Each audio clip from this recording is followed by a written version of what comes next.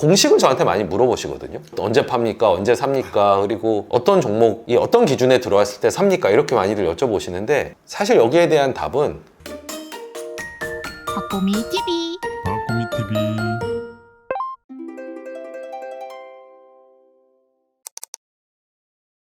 네, 다음 주제는요. 주식 입문자들을 위한 최 대표님의 조언 단계입니다. 대표님께서는 투자를 시작하신 지 거의 이제 30년 가까이 되어가는 걸로 알고 있는데요. 만약 투자를 처음 시작하는 과거의 청년 시절의 최 대표님을 만나게 된다면 어떤 말씀을 해주시고 싶으신가요? 제가 28년 동안 투자를 하면서 정말 별별 일들이 다 발생을 했거든요. 그러니까 뭐 IMF도 있었죠, 뭐 IT 버블도 있었죠, 신용카드 버블도 있었고, 금융위기도 있었고, 뭐 유럽 금융위기 되게 많았는데 돌아보면은 태어난 척 했지만 그때마다 전전긍긍했던 것 같아요. 게다가 타인의 돈을 맡아서 운용을 하는 입장이잖아요. 그런 면에서는 저도 조바심을 안 느낄 수가 없거든요. 그걸로 평가를 받는 입장에서는. 왠지 저희가 막연하게 생각했을 때는요. 대표님 그런 거 다 꿋꿋하게 정말 뚝심 있게 그냥 이렇게 내셨을 거라고 저희는 좀 생각하게 되거든요. 이게 남의 돈이면 이게 그게 쉽지가 않습니다. 이게 제 돈이면 그럴 수 있어요. 근데 이게 저를 믿고 맡기신 분들, 게다가 완벽하게 저희만큼 훈련이 안 돼 계시는데 이런 전 세계에서 막 큰일이 펑펑 터지면 얼마나 불안하시겠습니까? 이제 완벽하게 설득할 수가 없거든요. 빨리 좀 지나갔으면 뭐 하면서 약간 전전긍긍을 하는데, 그런 경험을 봤을 때는 28년 전에 저에게 그래도 장기적 낙관론을 가지라고, 굳건하게 믿으라고 얘기를 해주고 싶습니다. 그래도 희망을 놓지 마라. 그러니까 주식 투자를 네가 하게 되면 전 세계 별별 일들을 다 경험하게 되고 그 영향을 받고 해석하고 힘들어하고 이런 일이 생길 텐데 그래도 인류는 극복해낸다. 그리고 자본주의는 어떻게든 이를 치유해낸다. 어떻게든 문제 해결 방법을 찾는다. 그러니까 장기적 낙관론을 갖고 그 안에서 좋은 기업을 찾으려고 노력하지, 너무 그것 때문에 스트레스 받거나 일희일비하거나 죄책감을 갖거나 그러지 마라라고 얘기를 해주고 싶습니다.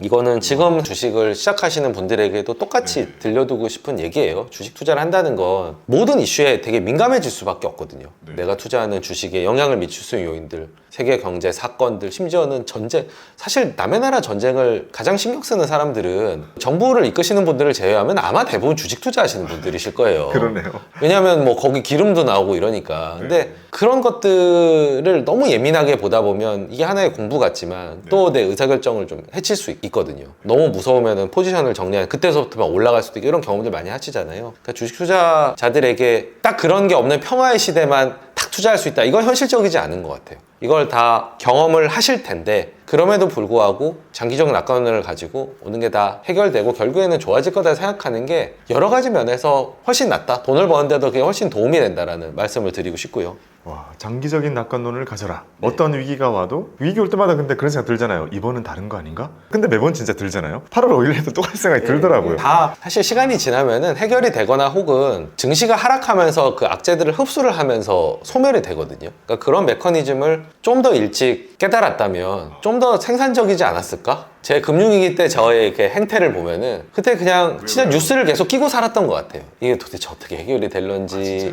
이게 얼마나 더 나빠질런지. 옛날 국제 뉴스 보고 막 그랬었거든요. 진짜 전혀 그렇게 기업을 믿고 그냥 다 이겨내실 거라고 생각했는데. 근데 금융위기쯤 되면은 이게 그렇게 되기가 쉽지가 않습니다. 이게 정말 앞이 안 보이는 상황이었기 때문에 그래서 장기적 낙관론이 없었던 건 아니지만 그래도 좀 더 강하게 가지고 좀 생산적인데 시간을 좀 더 쓰면 좋겠다. 그러니까 지금에 조금 더 가까운 모습을 조언을 해주고 싶은 거죠. 지금 이제 그렇게 많이 휘둘리지는 않거든요. 그리고 또 한 가지는 말을 번지르르하게 하는 경영자들을 조심하라라고 얘기를 해주고 싶습니다. 과거에 나에게 해주고 싶은 얘기가 좀 충격적인데요. 결국 큰 실패를 가져온 투자들이 다 이런 오류를 범했던 데였던 것 같아요. 만나보고 사람의 반해가지고 이 사람이 모든 걸 다 해결해 줄 수 있을 거다라고 하는 믿음을 말을 해보고 가졌는데 그런 것들이 굉장히 위험하더라고요. 우리는 흔히 경영자를 보고 판단하라는 얘기를 참 많이 하잖아요. 근데 경영자가 너무 멋있었는데 그게 아닐 경우에는 타격이 너무 크다는 거네요. 그렇죠. 사실은 그 전에 의사결정을 해오거나 그분이 해왔던 사업의 어떤 성과 이런 것들이 더 중요하지. 그러니까 우리가 예를 들면 야구팀을 운영하고 있는데 어떤 선수를 영입한다고 생각해 보시면은 일단 그 선수의 과거 타율을 볼 거잖아요. 그걸 다 보고 면접을 보는 건 상관이 없는데 이걸 안 보고 선수 경력이 좀 짧은 분이에요. 근데 막 말을 너무 하려요. 나의 타격의 뭐 기술은 이거고 나의 앞으로의 커리어는 이렇게 될 거고 그거를 삼자적으로 들으면은 걸릴 수 있을 것 같지만 막상 눈을 마주보고 그런 얘기를 되게 자신 있게 하고 하면은 약간 좀 혹하거든요. 제가 그런 경험이 좀 있었기 때문에 그런 실패 사례가 많이 있으셨던 거예요? 네, 많이 있었습니다. 그러니까 그런 거에 대한 개념이 이렇게 많지 않을 때 실수를 범했던 적이 있었는데 특히 이제 생긴 지 얼마 안 되는 회사의 경우는 그런 것들을 좀 조심하라는 조언을 해주고 싶네요. 우와. 뻔지를 하는 말에 속지 말라라는. 그러니까 과거의 이력, 그 사람이 했던 사업의 궤적이 더 중요하다는 거죠. 그 마찬가지로요. 지금 학생들이나 사회초년생 이런 분들이 많이 주식에 입문하고 계시거든요. 네. 그분들에게 이런 비슷한 조언을 더 해주신다면요? 주로 주식 투자를 시작하시는 시기가 내가 공부가 완료된 시기가 아니고요. 보통 시장이 좀 핫할 때, 기세를 올리고 있을 때 대부분 시작을 많이 하시거든요. 그러다 보면은 그 당대의 핫한 기업들, 핫한 주식들을 위주로 처음에 주식 투자를 시작을 많이 하세요. 거의 그런 것 같아요. 네, 그걸 하지 마시라고 조언해드리고 싶습니다. 그게 왜 문제냐면 일단 가치 투자의 관점에서 봤을 때 이미 너무 많은 기대를 받고 있는 주식은 자그마한 이슈에도 떨어질 확률이 되게 높습니다. 그렇게 시작을 하시니까 결과가 오히려 기대했던 바에 비해서 좋지 않고 그러니까 오히려 접으시거나 주식을 싫어하시거나 자신감을 잃으시거나 계속 반복이 되는 게 너무 안타까웠고요. 반대로 그러면 핫한 기업에 투자해서 성공을 거뒀어요. 이것도 사실 문제입니다. 그럼 계속 그런 것만 찾으러 다니거든. 이 뽕을 맞으면은 고배당주, 저평가 주식 이런 게 눈에 안 들어와요. 이미 너무 큰 자극을 맛봤기 때문에. 근데 이거를 반복을 하시다 보면 앞서 말씀드린 그런 상황에 한 번은 처하게 되어 있어요. 어차피 실체보다는 조금 더 그림을 잘 그려주는 회사를 찾다 보니까 또 그림 잘 그려주는 말을 잘하는 또 경영자에 속게 되는 거고요. 그리고 핫한 산업이나 주식을 연속적으로 계속 찾아내시는 분들은 거의 제가 보지를 못했습니다. 하기야 그 업계 전문가들도 잘 모르는. 네, 뭐 업종도 다르고 필요한 통찰도 다르고 그렇기 때문에 핫한 주식으로 입문을 하시면 이래나 저래나 문제의 소지가 있습니다. 핫한 주식으로 입문을 아예 하지 말라. 왜냐? 버릇이 나빠지니까 라고 볼 수 있겠네요. 예. 그러면 이제 궁금한 게요. 항상 시대를 관통하는 엄청난 잘 나가는 산업은 항상 있잖아요. 네. 뭐 AI도 있고 전기차도 있고 얼마 전에 바이오도 있고 많은 것들이 계속 지나가는데요. 대표님께서는 그런 거 투자를 아예 안 하시나요? 아니면 해보신 적은 있으신 거예요? 공부는 다 합니다. 공부는 다 하는데 네. 거의 안 사시나요? 그러니까 생각보다 제가 그 핫한 주식에 대해서 얘기를 안 하거나 조심을 하시라는 얘기를 드리지만 사실 그런 가운데서도 생각보다 되게 잘 알아요. 그러니까 그것과 그게는 조금 별개인 것 같아요. 공부는 다 하지만 막상 트리거를 당기느냐고 하면은 그건 굉장히 조심스럽거든요. 그거는 너무 관심을 많이 받거나 기대감을 많이 받는 가격을 좀 거리를 두는 가치 투자적인 성향도 있지만 논리적으로도 좀 거리를 두는 이유가 핫한 산업은 이익을 내기가 되게 어려워요. 왜냐하면 핫한 산업이라고 하는 건 인제 시작하는 거고 모두가 좋다고 본다는 건 주식 투자하는 사람들뿐만 아니라 현업에 있는 산업 종사자들도 그렇게 본다는 거거든요. 그래서 아무도 중도 포기하지 않고 끝까지 투자를 하면서 갑니다. 그러면은 경쟁이 굉장히 치열해지고요. 투자를 많이 해야 되고요. 투자를 많이 한다는 건 처음에 비용이 높다는 의미고 경쟁이 치열하다고 하는 거는 이익을 내기가 어려운 상황이라는 겁니다. 내가 승자가 될 거라고 생각하고 가는 거거든요. 근데 이게 생각보다 길어질 수도 있고요.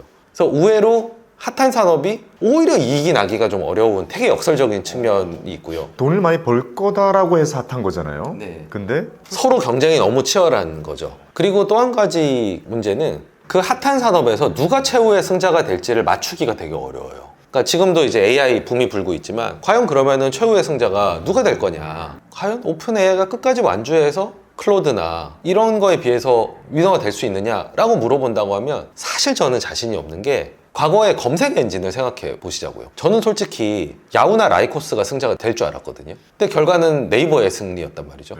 이거를 미리 맞출 수가 과연 있나? 다른 분들은 모르겠어요. 통찰력이 있으신 분은 모르겠지만 저는 아니었던 것 같아요. 그러니까 위너를 맞추기가 어렵기 때문에 그 산업은 맞추더라도 그 안에서 내가 고른 주식이 반드시 네이버 같은 결과를 낸다라고 장담하기가 되게 어려워요. 그래서 아마 뭐 성장 산업은 뭐 ETF로 좀 광범위하게 분산해서 투자해라. 그것도 일리가 있다고 생각하는 이유가 이 이유 때문에 그렇습니다. 핫한 산업을 피해야 될 이유가 되게 명확하네요. 가치 투자의 관점에서 볼 때는 거의 매력도가 진짜 없네요. 네, 그런 이제 그 근거를 두고 있는 거고요. 오히려 그런 성장 산업이 성장 속도는 조금 더디지만 그래도 그 안에서 1, 2, 3등도 좀 보이고 그리고 경쟁 강도도 좀 약해지고 오히려 그럴 때 투자를 시작하는 게 많아요. 대표적으로 버핏이 애플에 투자한 걸 생각해 보시면은 버핏이 애플에 들어간 타이밍이 딱 그 타이밍이었었거든요. 사실상 경쟁이 끝난 시점. 예, 가시성이 좀 보이고 반대로 근데 그 혁신을 이끌었던 스티브 잡스가 부재하기 때문에 애플의 전망에 대해서 낙관적이지 않았던 그래서 PR 12배에 살 수 있었던 거거든요.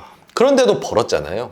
그 지점을 노리는 거죠. 핫하다는 모든 그 시간 동안 공부를 다 하다가 핫한 가격이 왔을 때 그렇죠. 저는 버핏의 애플 투자가 정확하게 가치 투자자들의 어프로치를 보여주는 케이스라고 생각합니다.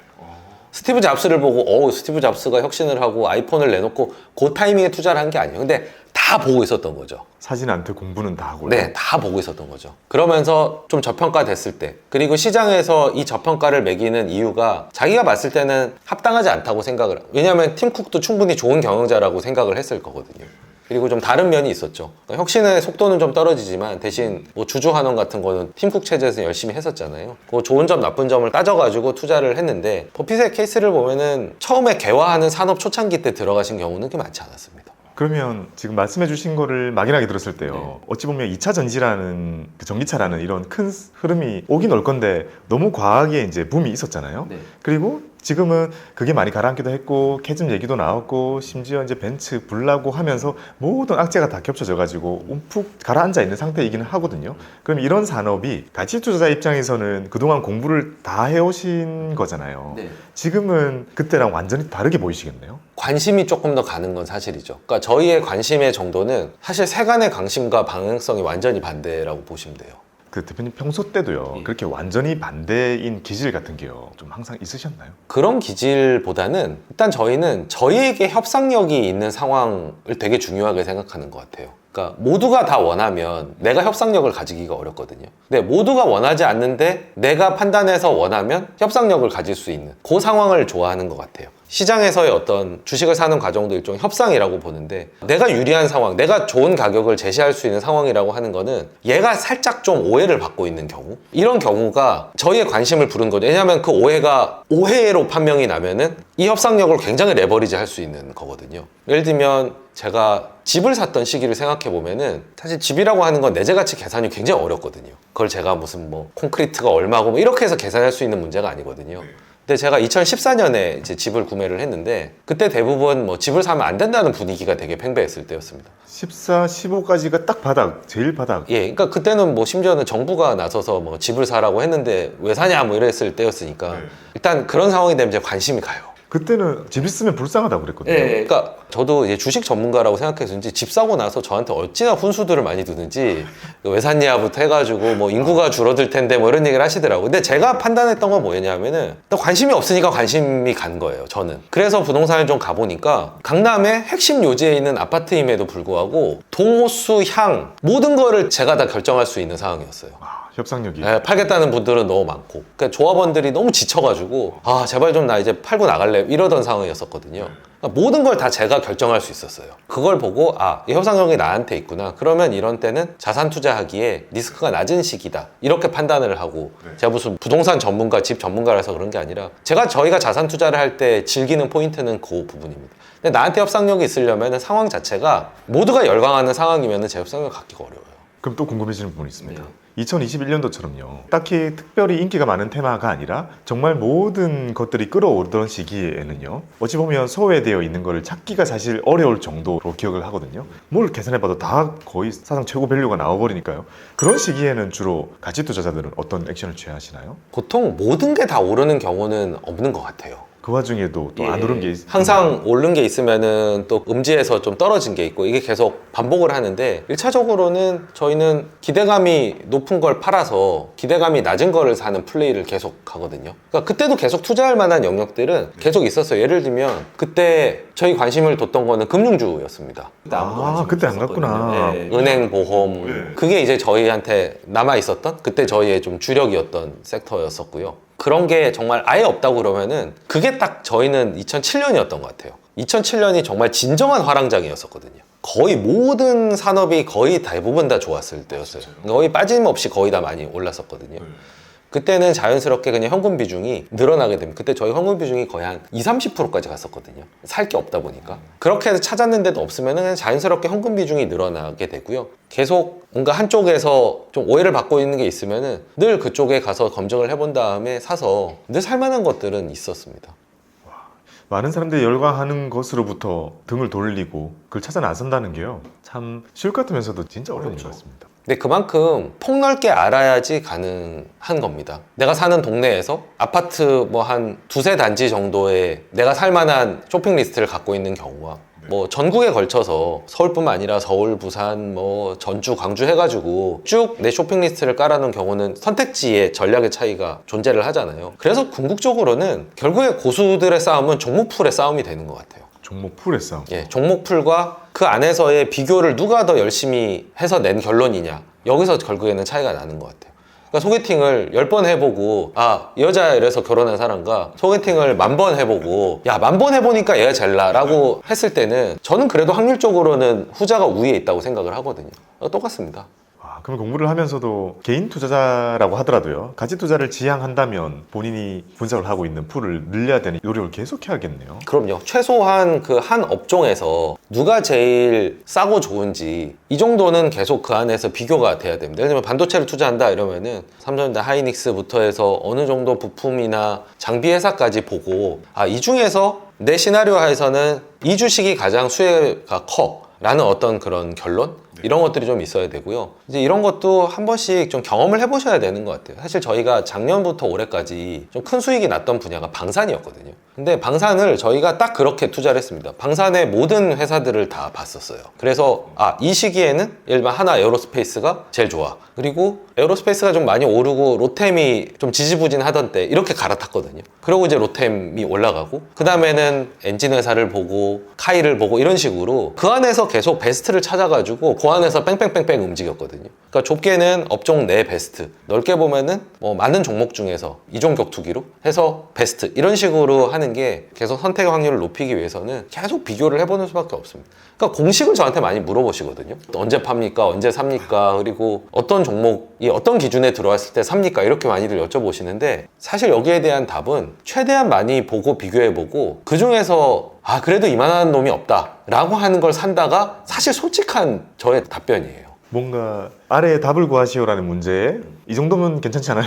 근데 대부분은 그렇게 결정하지 않나요? 예를 들면 연예기획사에서 아이돌 데뷔조를 뽑는다라고 하면은 춤은 뭐 이 정도는 춰야 되고 정량화 해가지고 그러면 가창력 세 옥타브까지 올라가야 돼. 그게 아니라 그냥 오디션을 한 몇백 명, 몇천 명을 보고 느낌 좋은 사람 딱 얘가 제일 낫네 라는 친구를 데뷔를 시키지 않나요? 무슨 체크리스트를 만들어서 그건 아닌 것 같아요. 이게 비슷합니다, 사실은. 근데 기본적으로 그럼 뭐가 가창력인지 뭐가 잘 추는 춤인지 정도는 당연히 알아야죠. 근데 그걸 탑재하고 난 다음에는 누가 더 오디션 많이 보는 싸움인 것 같아요. 동학개미 운동 이후에 1,400만 투자자들이 생겼는데요. 그 많은 분들이 코로나 때의 상승장과 그리고 2022년, 2023년에 거친 이런 하락된 장을 겪으면서 물린 채로 그냥 외면하고 계신 분들이 되게 많은 것 같습니다. 이 분들이 다시 이제 주식시장에 들어올 때는 가치 투자자로서 들어오게 할 수 있는 그런 설득의 말씀이 있을까요?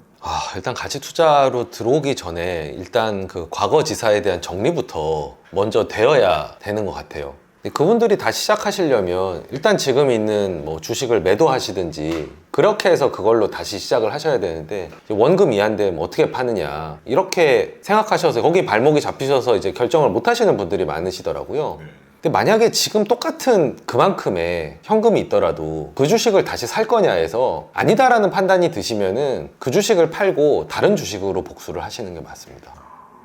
그리고 그때 코로나 이후에 사셨던 주식들이 그 당시에 굉장히 핫했던 뭐 언택트 뭐 이런 것들이 많은데 상황이 정말 명백하게 바뀌었잖아요. 그러니까 언택트에서 이제 컨택트로 바뀌고 그리고 그때는 금리도 내려갈 때인데 지금은 이제 금리가 조금 높은 수준이고 사실 많은 상황들이 바뀌었거든요. 그런 거를 생각하면은 사실 다시 그 가격으로 회복하기가 녹록치는 않은 것 같아요. 좀 냉정하게 그 부분을 일단 정리하는 것부터가 시작점이 될 거고요. 그 다음에 시작점을 만들 수 있는 거는 실패를 실패로 묻지 않는 겁니다. 그러니까 투자를 처음부터 승승장구하는 사람은 없어요. 다 실패를 경험했지만 계속 투자를 이어나가고 실패해서 배워서 개선했던 분들이 지금 소위 말하는 고수라고 일컬음을 받으시는 분들이 보여지는 모습이거든요.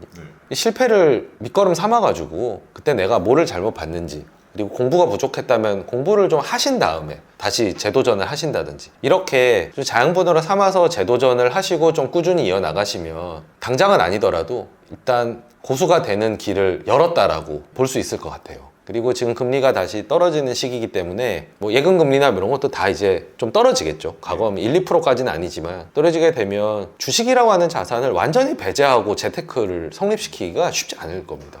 주식을 완전히 배제하실 게 아니라면 일단 시작점을 만들어서 다시 재도전할 수 있는 준비 태세와 마인드를 갖추고 좀 재도전 해보시기를 권합니다. 네. 아마 아직도 미련을 잡고 계신 많은 분들에게 귀감이 될 만한 내용인 것 같습니다. 저는 밖에 나가서 강연 같은 거 하다 보면요, 항상 그 시기에 가장 잘 나가고 있는 기업에 대해서 질문 주시잖아요. 그래서 따로 공부를 안 해도요, 수업 끝나고 나서 질문 주시는, 아, 저 사람 진짜 잘 되나 보다. 그 초창기 때는 계속 다들 중국만 물어보셨고, 나중에 2차전지, 지금 이제 AI만 물어보시고 하시는데요, 요즘에는 바이오를 많이 물어보시거든요. 근데 바이오는요, 여전히 가치 투자자의 입장에서 볼 때요, 좀 어려운 투자일까요? 어떤 특성 때문에 그럴까요? 바이오의 범주를 신약을 개발하는 회사라고 본다면 아마 제외가 될 가능성이 높죠. 버핏이 지금 투자를 한 70년 이상을 하셨는데 한 번도 그런 회사에 투자하시는 걸 본 적이 없습니다. 그러니까 신약을 개발하는 어떤 성공 확률 이런 거에 베팅하시지는 않는 것 같아요. 다만 제약회사라든지 이런 데는 투자를 하시거든요. 그건 오히려 바이오라기보다는 좀 헬스케어라고 부를 수 있는 영역은 꾸준한 어떤 팔리는 제품도 있고, 그리고 그 안에서의 뭐 M&A라든가 이런 걸 통해서 또 규모가 커지는 회사도 있고, 그런 것들을 봐서 그 업종에 대한 편견은 크게 없는 것 같은데, 한 약의 성공에 모든 이 법인의 운명이 달려있는 이런 식의 확률 게임에는 참여하시지 않는 것 같아요. 그런데 이 확률을 잴 수 있는 분들도 계시거든요. 예컨대 제 친한 형님 중에 서울의대 나오셔가지고 주식을 하시는 분이 계세요. 의사 안 하시고. 이분이랑 얘기를 해보면은 이분은 맞출 수 있을 것 같아요. 이야기 잘 될지 안 될지. 근데 그분이 설명하시는 근거는 제가 들어보면 이해를 못 하겠어요. 한번 해설을 거친 건데도 이해를 잘 못 하겠어요. 학습 영역이 아닌 건가요? 왜 의사분들이 이렇게 쓰시는 거 보면 네. 거의 저희가 읽을 수가 없잖아요. 약간 그런 느낌이랄까요? 근데 그거에 보이시는 분들은 도전을 할 수가 있죠. 그러면 그분들한테 능력의 범위가 되겠지만 대부분의 가치 투자들이 그런 배경을 갖고 있지는 않아서 능력의 범위로 보기에도 좀 어렵고, 그리고 뭔가 한 가지 제품에 의존하는 상황들도 좀 불편하고. 왜냐하면 가치 투자들은 이거 안 되면 어떡하지? 안 되면 빠져나갈 구멍이 있나? 뭐 이런 것들을 항상 고민을 하거든요. 당구로 치면 혹시 당구 쳐보셨나요? 당구 옛날에는 많이 쳤었어요. 아, 그러세요? 보면 가치 투자자들은 그 다이 가운데 이렇게 공 뚝뚝 떨어져가지고 상상해서 길 만들어야 되는 거 있잖아요. 들어가면 됐다 멋있는데 확률적으로 치기 어려운 거 있잖아요. 이런 거는 번트대고 끝냅니다. 안 치거나. 아, 진짜요? 그러면 뭘 좋아하냐면 구석에 박혀있는 거 있잖아요. 그러니까 새도 뒤에 맞고 맞을 수 있는 거, 얼추 절로만 가면 얼추 맞는 거예요? 얼추 맞는 거, 이런 걸 찾습니다. 화려하진 않지만 한 개 뺄 수 있는 거, 확실하게 뺄 수 있는 걸 좋아하거든요. 이 관점에서 보시면 왜 바이오에 크게 관심이 없는지를 아실 겁니다. 일단 관역의 크기 자체가 다르다고 생각하시는 거군요. 네. 공부를 진짜 많이 해가지고 내가 저격총을 준비해가지고 작은 관역을 맞추는 것보다 그 큰 데다가 화살을 쏘는 게 더 낫다. 하이라이트를 원하지 않습니다. 저희는 쉽게 하나 다마를 뺄 수 있는 걸 원하는 거고. 명확한 설명이 됐습니다. 아, 당구 얘기까지 나올 줄 몰랐네요. 박보미 TV 꼬미 TV